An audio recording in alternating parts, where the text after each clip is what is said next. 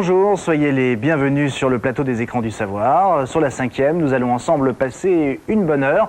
Une heure où je me retrouve seul pour aujourd'hui et pour lundi. Alors on va se rapprocher un peu pour se tenir bien chaud. D'autant que le début de cette émission, on va la passer les pieds dans l'eau. Puis après nous partirons à Dakar pour se réchauffer. On regarde tout ça en images.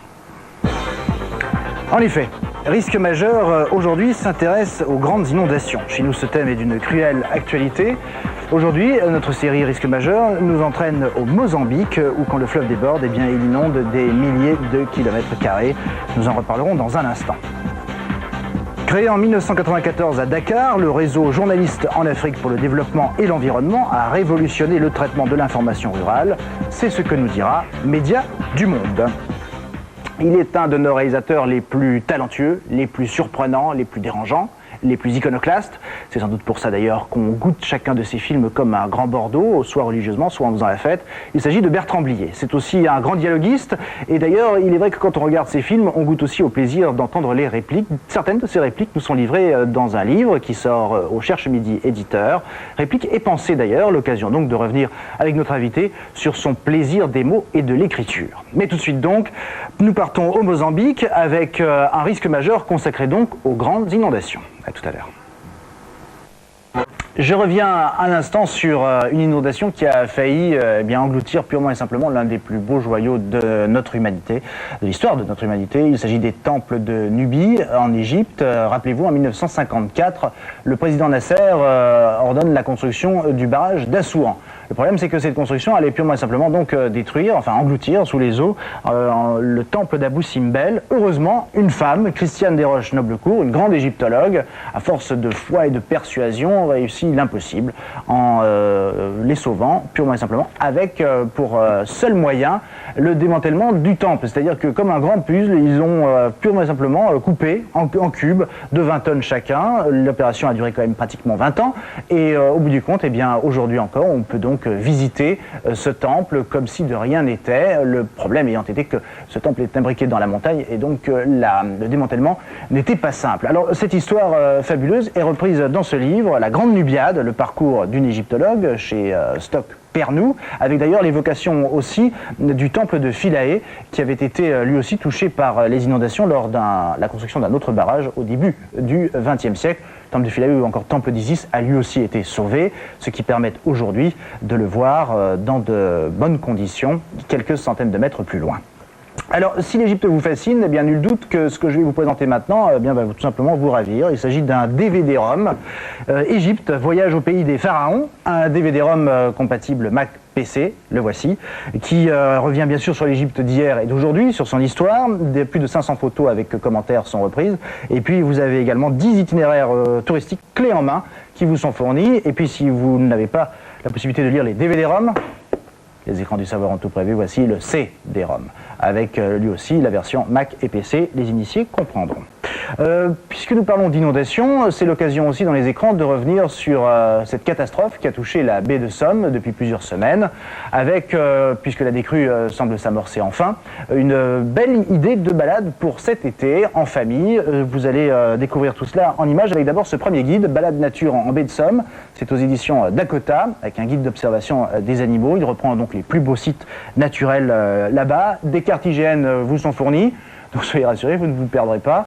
Enfin, le but du jeu, c'est quand même de savoir lire une carte, vous allez me dire. Et des renseignements pratiques également y sont repris. L'occasion également de se rendre compte des nombreuses espèces d'oiseaux qui sont observables dans ce joli coin de France. Et puis, pour ceux qui sont amateurs de nature, mais également de photos, voici Baie de Somme et du Marcanterre, au cœur de la baie de Somme et du Marcanterre, entre ciel, terre et mer, à la renaissance du livre, c'est la maison d'édition. Vous y verrez là donc de très belles photos entre marais, canaux, pâturages et roselières. Les textes sont signés d'un homme qui s'y connaît bien concernant la côte Picarde. Il s'agit de Jacques Béal. Et puis enfin, et là vous n'aurez plus aucune excuse si vous aviez envie d'y aller, mais que vous ne saviez pas trop comment vous y prendre, voici un guide, Côte-Picarde et baie de Somme, Ponthieu, Marcanterre, Vallée de l'Autuy, de la Brelle et Vimeux, l'art, les loisirs et art de vivre, bonnes adresses, culture et patrimoine, nature et promenade, tout y est absolument repris, avec de plus des renseignements très pratiques et précis sur les différents sites patrimoniaux. Voilà donc pour les livres d'aujourd'hui. Nous recevons dans un petit instant un de nos plus grands réalisateurs. Il est par son talent à la fois iconoclaste, il est dérangeant pour certains, c'est aussi pour ça qu'on l'aime. Il s'agit de Bertrand Blier.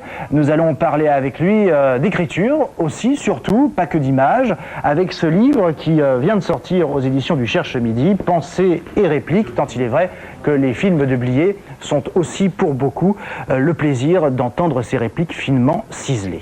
Et puis, comme Bertrand Blier petit aimait fouiner dans la bibliothèque de Bernard Blier père, et que je suppose il tombait souvent sur des livres de série noire, eh bien on s'est dit on va commencer cet entretien avec un abécédaire du polar. Et dans l'abécédaire du polar, je tire la lettre F.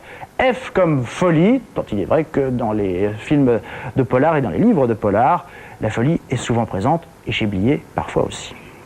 Voilà, retour sur le plateau des écrans du savoir, sur la 5e, avec un grand bonheur pour nous. Il s'agit de recevoir Bertrand Blier. Bonjour. Bonjour. Merci d'avoir accepté notre invitation. On va parler dans un instant de ce livre qui reprend quelques-unes seulement de vos pensées et répliques. C'est au Cherche Midi éditeur.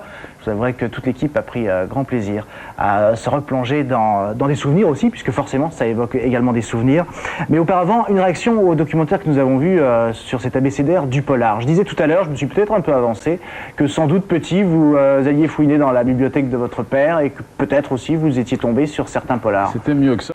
Alors si le Sénégal vous intéresse, ce livre vous ravira. Il s'agit du Sénégal de Muriel Devet, c'est aux éditions Cartala. Elle ne parle pas que de l'île de Gorée, de Dakar ou de Saint-Louis, elle nous parle également des temps précoloniaux et puis du Sénégal d'aujourd'hui, avec bien sûr aussi et surtout ces artistes dont Ousmane Sow, dont on avait pu admirer les œuvres il n'y a pas encore si longtemps à Paris. Voilà, c'est tout pour aujourd'hui. Je vous souhaite un bon week-end. Je vous donne rendez-vous lundi à partir de 16h30. Et oui, on ne fait pas de pont sur la 5e. La culture n'attend pas. Nous serons là avec comme invité Maxime Le Forestier. Et puis nous aurons notre série Photo-Photographe qui sera consacrée à Alain Fleischer, qui est un photographe qui préfère le virtuel au réel. Et puis un aquasarine qui sera consacré à Mano Solo. Merci pour votre fidélité. Passez un bon week-end et puis à lundi.